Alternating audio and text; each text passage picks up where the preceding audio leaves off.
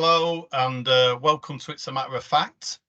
This is something that we as a business, we run this annually around this time of year, which is normally just after the spring budget. And what we look to do is break down the key elements of that budget, offer a clear understanding of its impact to SMEs, but also advise you on regulatory changes that are affecting SMEs with up-to-date information on some of the compliance requirements. What it allows business owners to do is just take a short amount of time out to consider how some of these changes may impact their businesses over the coming 12 months. Unfortunately, due to the nature, there's quite a bit of statutory update within the presentation, but we are told this presents a useful and concise update on the key matters. In terms of introductions, I'm Andrew Jackson. I'm a partner at FACT3 working in the numbers division. I'm a qualified accountant of over 25 years, and I've been with FACT3 since 2001. We also have Laura Brogdon, who's also a partner working at the numbers division. Laura's 20 years qualified as an accountant. She's been with us since 2016. And last but not least, we've got Jane from the people division, who's a partner in FACT3 also. Jane's been with the business also since 2016, and she's a member of the Chartered Institute of Personnel and Development. It's actually 2006, Andrew. We're obviously older than we look. Of course.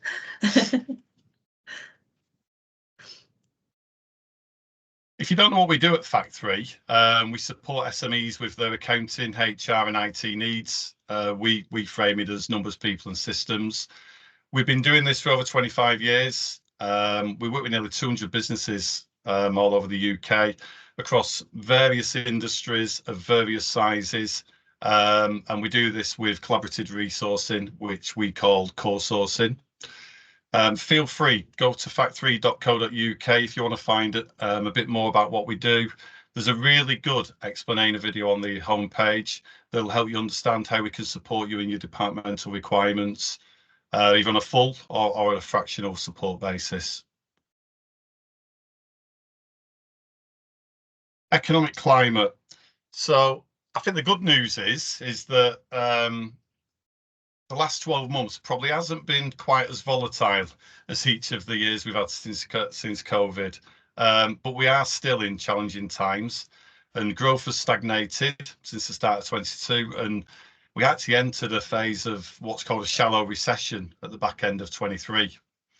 We've still continued to see, businesses face some real challenging times over the last 12 months. I think there's still battles with inflation, specifically the continued high energy costs, increased costs of borrowing, and in many of our industries, a volatile labour market where we're seeing higher wages growth than reported CPI inflation. We've listed some of the key economic factors in the UK at present time, starting at the top, with recession. The economy shrank by a larger than expected 0.3% between October and December, so the last quarter of 2023, and it had already contracted between July and September. What this meant was that at the end of 23, the UK fell into recession because it's failed to grow for 2 consecutive quarters. The good news is that it shouldn't be a lasting recession, so not like the one that went, I think, around 12 months after the financial crisis.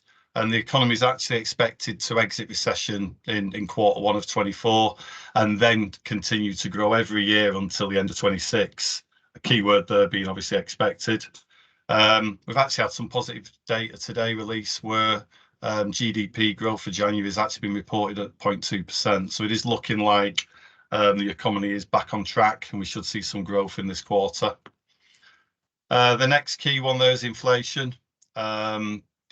As a reminder, inflation is the measure of how quickly prices rise over the last 12 months. The current rate's running at 4%, so that's 4% for the last 12 months, so to the end of January 24. Since we last did this 12 months ago, there's been quite a big move. The number we reported at that point was 10.4%, so a big fall since then. If you could just go to the next slide, Charlotte. This chart is just a simple chart that's worth looking at. It shows the movements on inflation over the last 10 years, which averages around 2%.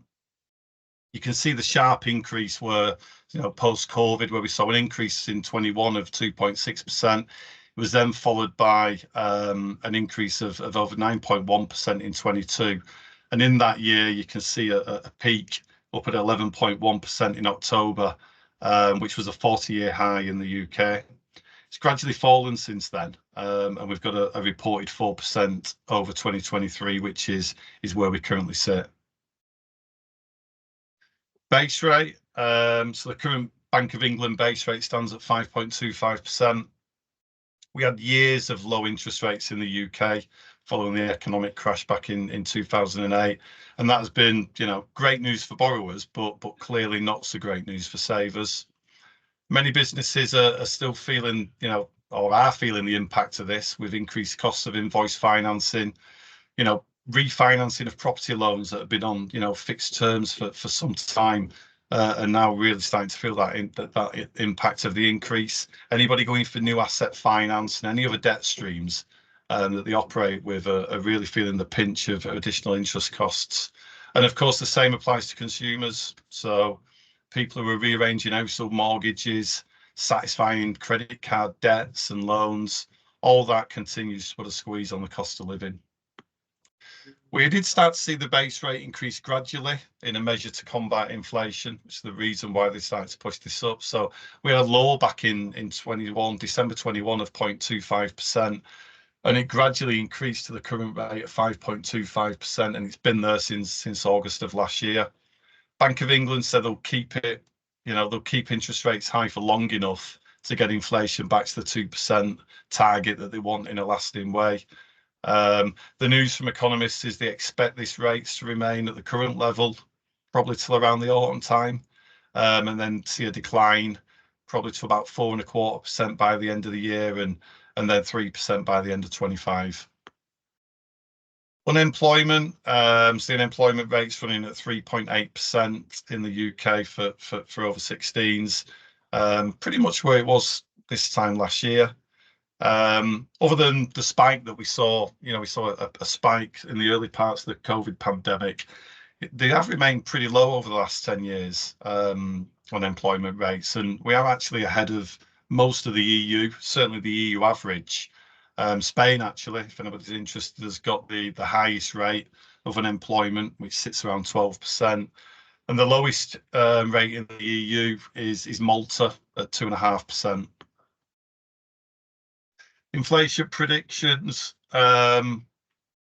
Inflation's going in the right direction, but we are still we're still above that 2% Bank of England target. It's obviously difficult for experts, impossible for me to predict where we're going to head in the future. But feelings are that we could start to fall to around 2% over the coming months. We'll stay at around that 2% for a short while, but pretty soon after, there's an expectation that it'll rise again and maybe finish somewhere around 2.75 to 3% by the end of the year. We obviously can't say this for certain. We can't rule out another global shock, and it's those kind of measures that keep inflation high. But prices overall are likely to go up more slowly than they have done in the recent years. Low inflation doesn't mean prices are coming down. I think most things will continue to cost more than they did, and I'm pretty sure, like me, everybody else is recognising this, strongly in the supermarkets, in the weekly shop, and certainly with other household bills. But Bank of England's job is to make sure that rate gets back down to 2% and stays there, and the interest rates will need to be kept at a level where that'll help that to happen. Laura, over to you. So Laura's going to present on the main outputs of the spring budget.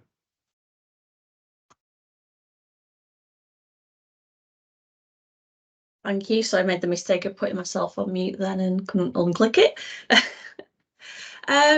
So this budget is a bit of an interesting one this year in that there wasn't very much of interest in there.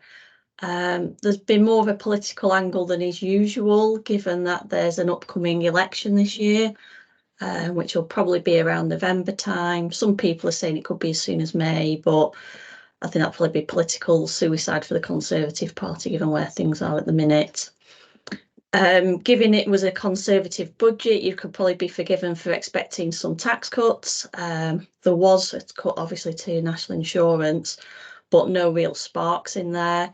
I mean, that could be because Jeremy Hunt's mindful of previous years when, you know, George Osborne, I'm sure we'll all remember when he made that mistake with the so-called pasty tax that created a bit of an uproar and was a bit of an embarrassment. So he probably wants to avoid anything of that sort with an upcoming election. There seemed to be a bit of a theme in the election around families and getting people back into work, and we'll talk about that in a bit more detail later on. For businesses, there wasn't much again to get excited about, but we did see an increase in the VAT registration and deregistration thresholds. Anything that was more of a headline grabber, it all kind of got leaked anyway before the speech itself, so there wasn't any real surprises there. The big hitters really were the removal of the non-dom status, the freezing again of alcohol and fuel duty. There were some changes to property taxes, and the big one really was a new vaping tax that's been introduced in October 2026. So for any of you listening that might be a non-dom second homeowner who likes a vape and a drink, then this budget was probably exciting for you. For the rest of us, perhaps not so much. Just go on to the next slide, please, Charlotte. So the tax cut that we did get this year was the 2% cut to national insurance. This takes normal employees' national insurance down to 8%. Previously, it was 12%. So with the 2% that was announced back in the November budget and the spring update that's just happened, we're down to 8%. There was also a further 2% cut for self-employed national insurance, and that also follows on the back of the previously announced retirement of the Class 2 national insurance bracket. So even though we've got tax cuts as a headline figure, for many the tax burden is actually rising. This is an effect known as fiscal drag. So if you just skip to the next slide, please, Charlotte.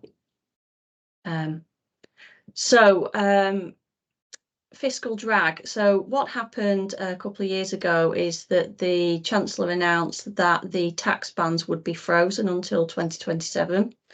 So what that means is that the rate at which you become tax paying stays. So at the minute you can earn £12,570 per year without paying any tax, and then basic rate of tax kicks in for the next 37,700, and after that you're in the high rate of 40%. Because these bands aren't moving, but inflation, as Andrew mentioned earlier, is on the up. If we adjusted for inflation, the tax-free amount should go up in turn. And the net effect is that more people are being dragged into paying tax, and more people are paying tax then in turn at a higher rate. According to a statistic from the BBC, there's about 4 million low earners now paying tax who previously wouldn't have been, and about 3 million people who have now been brought into those higher tax brackets.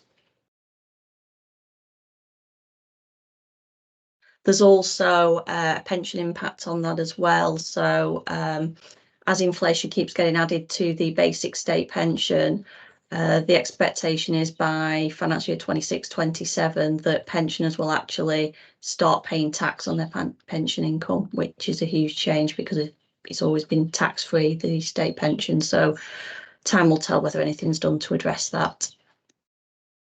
As I mentioned before, there seem to be quite a few incentives this year focused around families. A big change I think that probably wasn't really expected was the increase of the child benefit earnings threshold.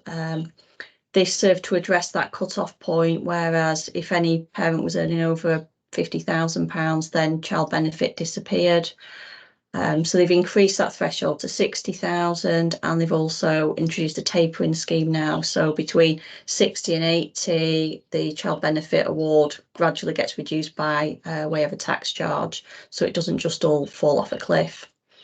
They've also announced increase to access to free childcare. So from the 1st of April, all 2-year-olds will receive 15 hours of free childcare.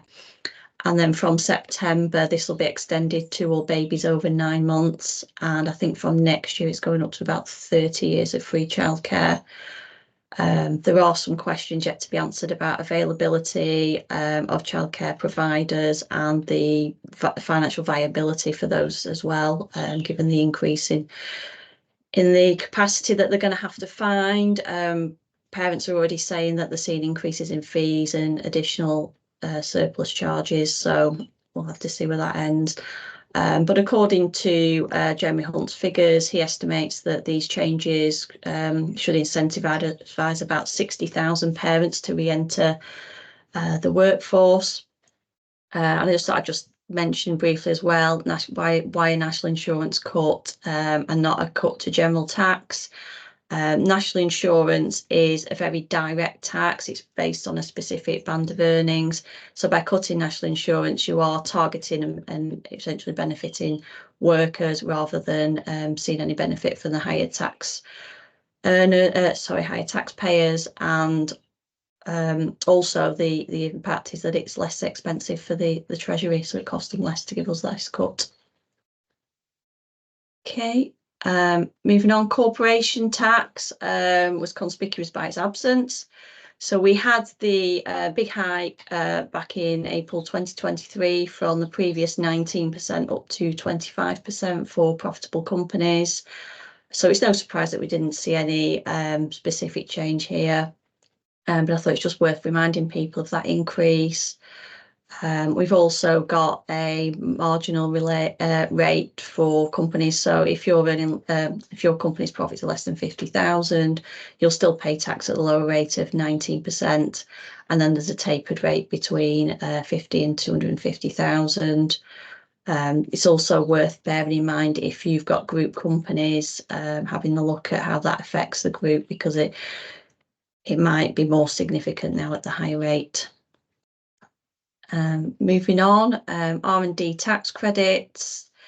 Again, no specific mention in this budget, but that's no surprise really, and probably a bit of a relief to many, because there's been some significant changes over the last 12 to 18 months, which have obviously made it a lot less attractive to many companies. And we've also seen the merging of the schemes. So eventually we're going to end up with one central scheme based on the current RDEC scheme. There is some new guidance now available. So if your business does benefit from these tax reliefs, then it's worth reviewing that and checking up on what's available. We are seeing a lot of increased scrutiny. A measure that did come into place in August this year was the requirement from HMRC to pre-submit a form detailing the outline of your claim and answering some key questions. But speaking to some R&D tax advisors and obviously dealing with clients generally, we are seeing a lot of increased scrutiny, a lot of claims being sent back for review or being flat out rejected. Anecdotally, there is some thoughts that part of this is due to a lack of experience and knowledge from the HMRC staff. So ironically, the more scientific and technical a business is, the more likely the claim is going to be rejected, just from the mere impact that the people reviewing the claim don't understand the science. But we'll continue to keep an eye on this and work with other R&D advisors. So if you're making these claims, I definitely recommend that if it, a significant amount, you speak to a tax specialist. And finally, I thought I'll have to mention non-DOMs, because this is the big headline grabber. What is a non-DOM? It's essentially a person who is domiciled outside of the UK for tax purposes. Domicile refers to your place of residence, not necessarily your nationality. Famously, Rishi Sunak's wife was a non-DOM, and obviously once that was widely known, she soon relinquished that status due to the media and political pressure. But the big news is this tax loophole is being phased out over the next 2 years, so it's not immediate. And again, talking about the political landscape, the Labour are claiming this is the second of their 3 pledges that the Conservatives have stolen from them in the run-up to the election. So it makes it quite interesting. And yeah, that is pretty much it in terms of the headlines from the budget. Like I say, there wasn't really much to get excited about, but if any of these points mentioned or not mentioned, you think impact you and your business, obviously you can contact myself or Andrew. Over to you, Jane, and the people, where I think there's a lot more going on. Yeah, I was just going to say that. You say that there's not much excitability going on in your area, but there's absolutely loads to get your heads around. Not necessarily to get excited about, but to get your heads around. Just it can't be a people update without just reminding everyone about the statutory rate uplift, which happens every April. Where we've got quite a shift now in national minimum and living wage changes. I think one of the biggest changes here is that the national living wage used to apply to people aged 23 and over. They've now reduced that threshold and it's 21 and over, which should capture a lot more people. The rate for that bracket now, aged 21 and above, has increased up to £11.44 an hour, which is quite a jump up, even for that top bracket. But if you've just turned 21, you should expect quite a significant increase in pay overnight. There's some general increases as well to the other brackets. 18 to 20 has gone up to £8.60, under 18s and apprenticeships, and age 19, if you're in your first year of apprenticeship, is £6.40 as well. So you can see that there's some quite big chunky increases. Anybody running payroll in April should probably get their heads around what that means. And in terms of making payments to your employees in terms of statutory sick pay, maternity, adoption, shared parental pay, paternity, parental bereavement leave, and you'll see that there's a new neonatal payment as well. Then there's also slight increases there for the new weekly rate. So again, it's just making sure that anybody that fits in that bracket, just make sure that their statutory payments are made correctly come April. Very hot off the press. We have literally updated the slides just 10 minutes before we started this, because the government have confirmed that the weekly award when you're calculating redundancy pay and tribunal awards has now been uplifted. So a week's pay for the purposes of those calculations is £700 a week now instead of 643, meaning that making people redundant is going to be more costly.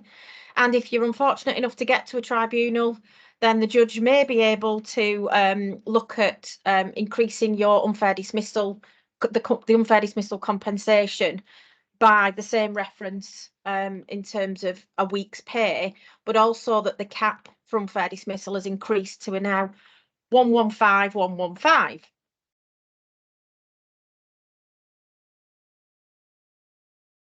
And we've got quite a big shift here in terms of any businesses that are looking to either sell over the next 12 months, change their service provider, if they've got in-source services and they're looking to in-source or outsource services and are looking to make a significant change. There's changes with regards to TUPE, which means essentially that when you have a transfer of undertakings, the employees that are impacted have got protection. That essentially means that you can't be making dismissals and or making changes to their terms at the point of transfer without jumping through some significant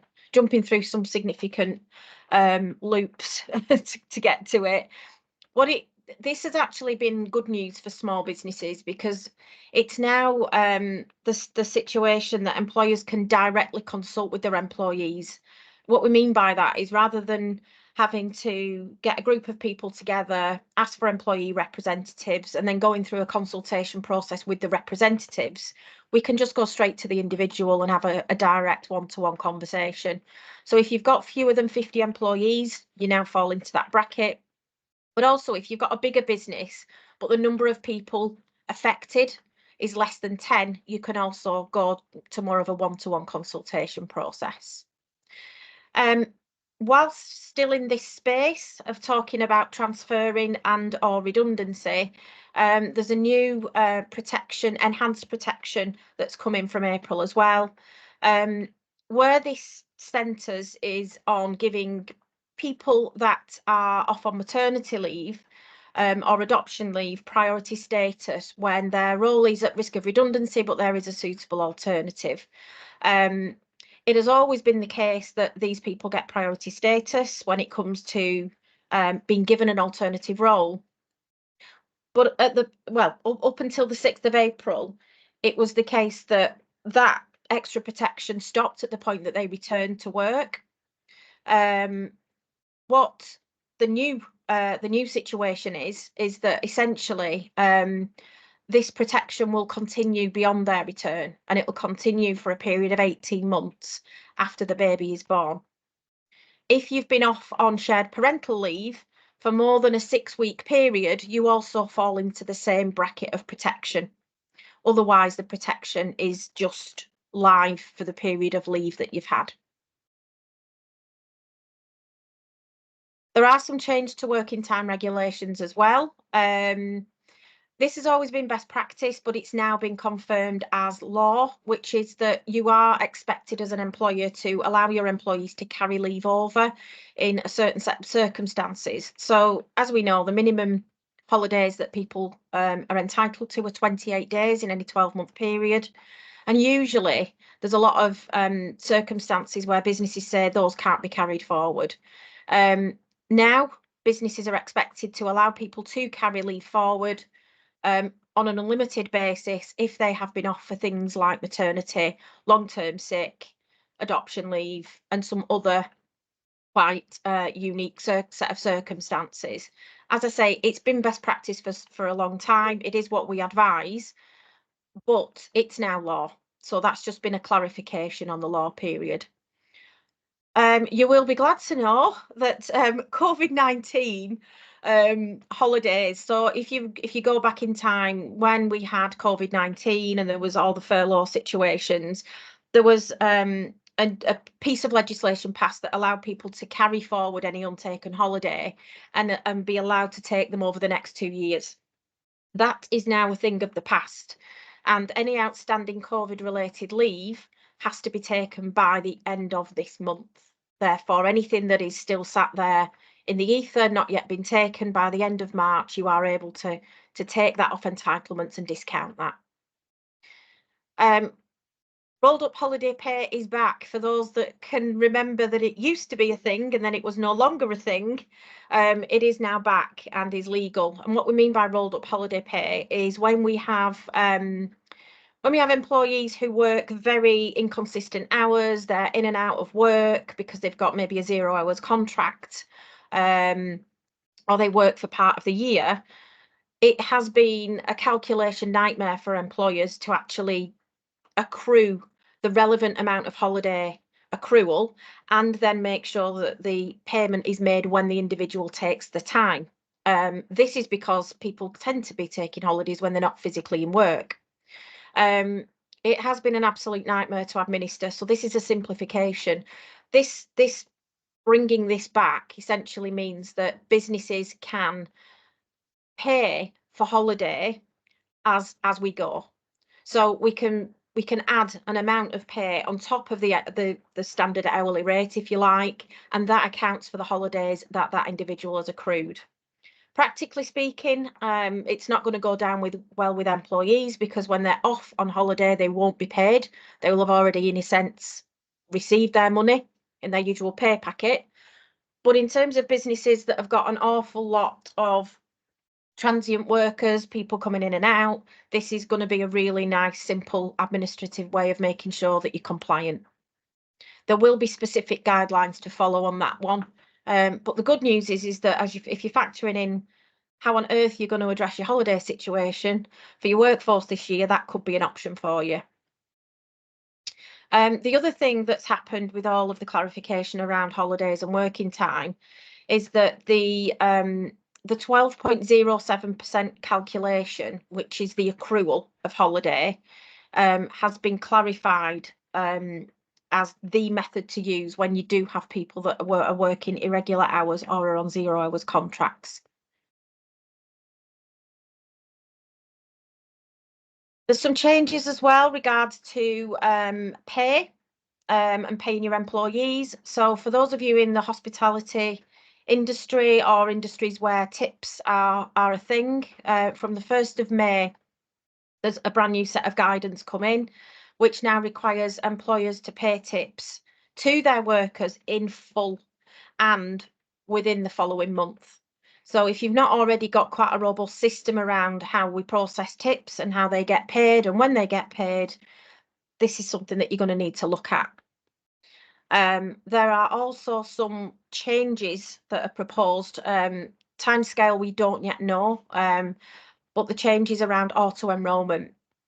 Auto-enrolment was brought in some significant time ago, and actually hasn't really been amended or changed ever since it was phased in. We're now looking at some new changes. One of the areas that we're looking at is that the age threshold of 22 will be reduced to 18, meaning that more people will be put into an auto-enrolment scheme.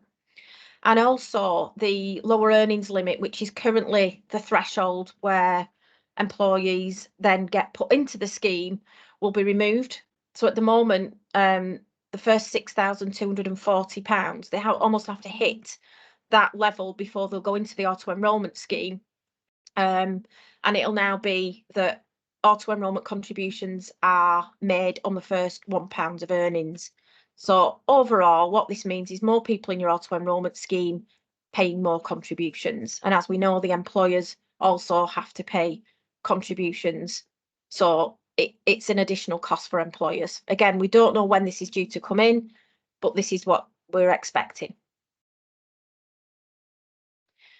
When we look at terms and conditions of employment, there is a new set of regulations coming out in September, which will really impact anybody that is, again, in this sort of 0 hours, very flexible type contractual arrangement. Essentially, it will give anyone on a 0 hours contract the right to request more predictable terms.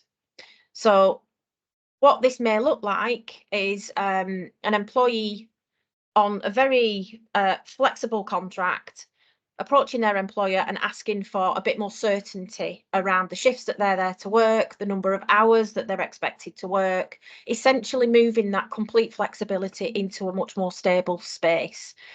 There isn't an obligation on employers to accept the request, only that the request has to be seriously considered. We're waiting for more information on how on earth we administer this, but we expect that it will be a little like the flexible working process that we already have in place for people on contracts that want a permanent change to their working arrangements. There is also a push, and again, dates yet to be confirmed, about restrictive covenants within contracts. So at the moment, we have quite a large degree of flexibility as employers in that, you know, what do we want to put into our contracts to give the business some protection for when people are working for us and then leave us. The usual test of whether these are enforceable or not comes at the time that that there is a dispute, and judges then decide whether the clauses are enforceable or not enforceable. Anybody that's been to see a solicitor to get a contract drawn up gets the same advice, which is they're not that enforceable employment restrictions, but we should put them in anyway. You should always put them in anyway because it sets expectations. If you have nothing in there, you've got nothing to argue with. That being said, the government are laying down legislation which limits the amount of time that a business can have a non-compete clause in there to 3 months. We've seen some unusual timescales on some of these restrictions, anything up to 2 years, and anything as little as 0 on non-compete. So this should give a little bit of a framework now on advising businesses on what's seen as reasonable, instead of it being a decision that the business makes and let's see if it gets tested. This actually provides some real nice framework now on what is the maximum. It does not affect any other restrictions that you might have. So we see other restrictions around sort of, you know, not contacting customers, not re-engaging with employees, not contacting suppliers. All of those things can remain up to the business to decide what is appropriate and relevant in the circumstances. We're also not sure if this new legislation will impact existing contracts and restrictions, or whether this will just be new employees. So we'll watch that space and let you know how that evolves. Another one where we don't know the date of implementation, but things are being discussed at the moment, is essentially a code of practice for fire and rehire. If people don't know what fire and rehire means, it is where we look to change the terms and conditions of employment significantly so that we can't get agreement, and the only route left open to a business is to essentially fire the individual but rehire them on a set of new terms, meaning that they are forced to accept the new terms and conditions, or accept being fired and walk away from the job. There is obviously litigation risk around that. What this code of practice does is it sets out how employers should deal with a fire and rehire scenario. It has already been clear that it will be banning the use of dismissal threats for the purposes of negotiating new terms or persuading individuals to agree to the new terms. So again, not quite sure how that's going to land, but one thing that we can know is that, you know, there will be a code of practice. It's going to need to be carefully interpreted and implemented into businesses. And for those businesses that choose to ignore it, there can be a 25% uplift in any compensation. Lots going on family friendly, which is aligned with Laura's conversation around the budget. Paternity leave is live from April. This has always been a 2-week entitlement for people that are due to have babies or adopting babies. Currently at the moment, this is a 2-week block. The change will be that we can separate those 2 weeks into 1 week, 2 lots of 1-week blocks. We can also extend when we want to take it. We can take it within the first 12 months of the baby being born, rather than at the moment, which is in the first 2 months of a baby being born. And the obligation on the employee to let us know that they wish to take this has also been reduced to 4 weeks from 15 weeks. So we get less notice and the individual can take the time to suit them a little better and over a longer duration. There's a new right coming in for neonatal parents, I guess, that have had a child that needs neonatal care. This comes in again from April next year. This will be a brand new day one right for people. It essentially means that parents can take up to 12 weeks of leave with their other statutory leave that would usually kick in around this point of a baby being born being postponed. So it's an extra 12 weeks potentially off work should a baby need to be hospitalised for anything up to 7 days or more. It is a paid leave, but it's a statutory payment of £184.03. And that payment is only due if the employee has actually worked for the business for 6 months. There's a new carers leave right that's come in from April, which is again a brand new day one right for people. Essentially, it's allowing employees to take some unpaid leave to care for a dependent. It explains a dependent as somebody with a physical or mental illness, a disability, or somebody who has elderly care needs. And those individuals need to demonstrate that they do need care for a 3-month period or more. It is completely unpaid, but their employment remains intact. Their benefits continue to be paid, and be accessible to them. Predictions wise, whenever any leave like this is introduced and it's unpaid, there is very, very little take up. So whilst it may look like this will impact quite a lot of people and give people additional rights to care for others, the fact that it's unpaid at this moment in time, we tend to see that this is a bit of a blocker for individuals. Flexible working, again, you know, this has been introduced and slowly over time has become much more and more accessible to more and more people. It's a day one right. Employees can now put 2 requests in a year instead of 1. Instead of 3 months time that a business has got to make a decision, it's been reduced to 2 months. And before we can reject a request, employers have to demonstrate that they have fully consulted and explored all alternative avenues with their employee. Previously, employees needed to set out a business case to almost put thought to how this might work from their own perspective. That's now no longer required either. So we can see that there is a watering down of obligation on the employee and a heightened obligation on the employer to accept flexible working requests.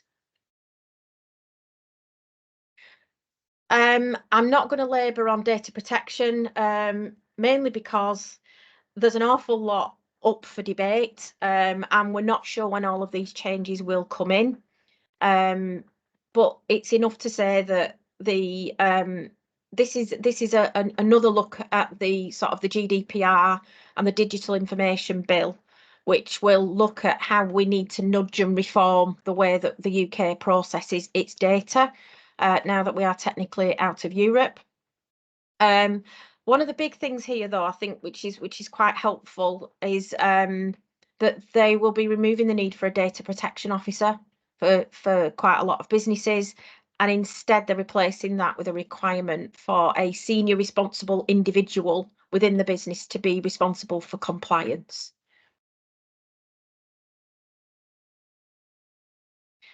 So this has been a closely watched space for some time, because when the sexual harassment protection changes were looked at originally, it did worry an awful lot of employers, because it looked like it was going to extend to third parties. Now, what we mean by that is that if you've got an employee that needs to, as part of their day job, work with third parties, people outside of your business, outside of your direct control, people like suppliers, customers, clients, etc.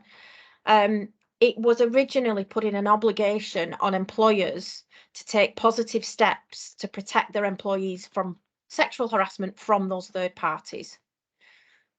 That was quite a lot for businesses to get their heads around, because it's very difficult for a business to control the actions of a third party. Essentially, though, it would have made the business liable for anything that happened, if you like, on their watch. So we've been watching this quite closely and wondering what on earth this code of practice was going to look like. You know, what are we expecting to be able to do as employers when it comes to third parties?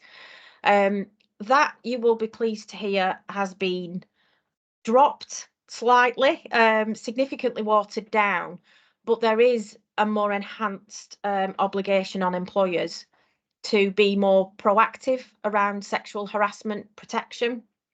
So rather than employers just expecting to be reactive to complaints, to have the relevant policies and procedures in place, this change in legislation is now putting positive steps on employers to make sure that they go above and beyond just reacting to sexual harassment complaints. Essentially, this new duty will require businesses to be a lot more proactive. They will be expected to take reasonable steps to prevent sexual harassment of their employees. And if they fail to take reasonable steps, Employment Tribunal's award can uplift any compensation by a further 25%. There will be a code of practice to follow. We're going to need to interpret this and decide which reasonable steps are reasonable for businesses of different sizes and shapes. So, yeah, watch this space. Reasonable steps have been considered to be training for employees, extra layers of training for managers, harassment risk assessments with actions to follow from that, more due diligence on customers and suppliers, and almost like a defined grievance route for people that are complaining of sexual harassment and or some aftercare, counselling support, etc. a plan in place to support that. Whilst the third party aspect has been technically dropped, the wording around the new legislation is quite clever. It doesn't cap the employer's obligations to stop at sexual harassment by other employees. It doesn't go that far. So it still covers sexual harassment experienced by employees sort of in the course of their duties. So I would advise you all to take a really close look at who your employees interact with as part of their role with you. And if it is third parties, I would start to think about the reasonable steps extending to those third parties. And so you can see there's an awful lot, I think, for employees, managers and leaders of businesses to get to grips with. We've been closely watching all of these things change and can see that the next 12 months is going to be quite a big year for businesses to get their heads around, change policies, change procedures, and train in an awful lot of these changes. We've invested significantly in our academy. We've got sessions built that can be delivered either virtually, in person, or via our e-learning platform. So if anybody does need any support in the implementation of any of these huge changes, then do contact us. And you can do that by contacting us at hello@fact3.co.uk. And yeah, get in touch and we will answer any questions that you've got specifically around your business.